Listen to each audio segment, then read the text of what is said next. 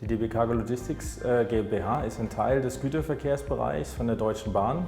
Wir sind im Vertrieb tätig, wir organisieren schienenbasierte Logistikleistungen und konzentrieren uns dabei auf die Branchen Automobil, inbound wie outbound, Holz, Papier und Konsumgüter.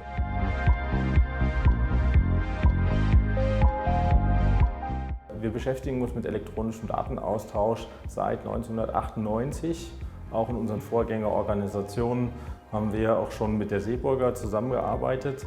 Und dort wird sozusagen von unseren Kunden, von der Automobilindustrie forciert, immer mehr in Richtung elektronischen Datenaustausch gearbeitet. Das heißt, die digitale Logistik folgt der physischen immer mehr und immer synchroner. Die Automobilindustrie hat ihre eigenen VDR-Standards, die im weitesten Sinne Standards sind, sehr interpretierungsfähig im weitesten Sinne, und wir arbeiten schon sehr lange im Auftragsbereich zusammen. Das heißt, wir bekommen Transportaufträge von der Automobilindustrie elektronisch. Wir sammeln in unserem eigenen Logistik-Eisenbahnumfeld Statusdaten elektronisch, und dafür ist natürlich dann eine Plattform wie der Seeburger BIS unentbehrlich als Draht- und Drehscheibe und auch als Konvertierungsmaschine.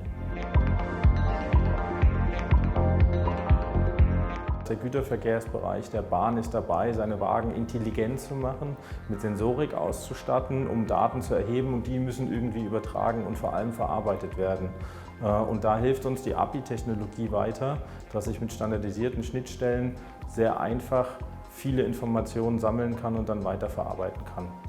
Unsere Waggons, dadurch, dass wir sie smarter machen, helfen uns, einen Kundennutzen für uns und die Kunden zu entwickeln oder ermöglichen.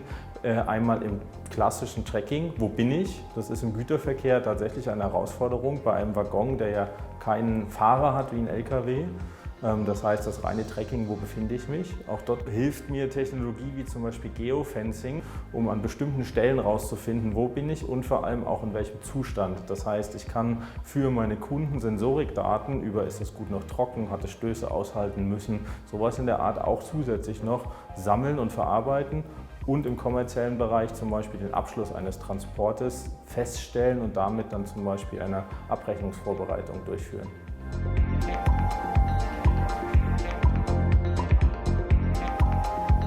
Wir sind gestartet vor knapp 20 Jahren in unserem Finished Vehicles Bereich, das heißt Fertigfahrzeugtransporte, und nutzen dort für das Verarbeiten von Informationen im Auftrags- und im Tracking-Bereich das für fast alle Branchen inzwischen.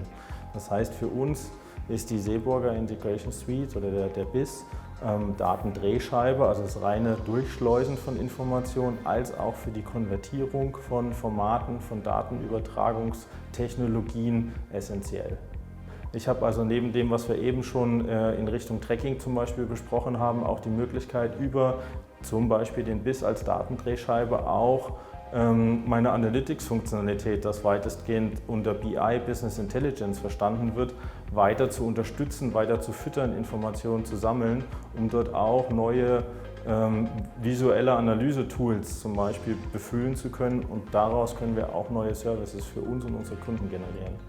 Das sind also große Bausteine, die uns jetzt in den nächsten Monaten beschäftigen werden.